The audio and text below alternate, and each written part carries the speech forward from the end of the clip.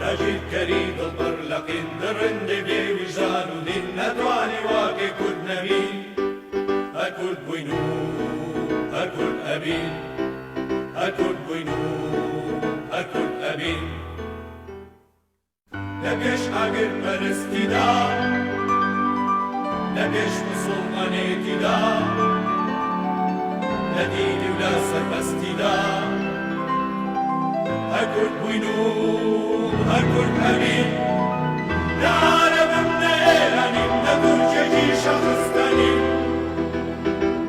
لەگەر من خۆم مێژوش هەڵێ کە کوردم و کوردستانیم لە عارەبم نە ئێرانیم لە تورکێکی شەخستانیم لەگەر من خۆم مێژوش هەڵێ کە کوردم و کوردستانیم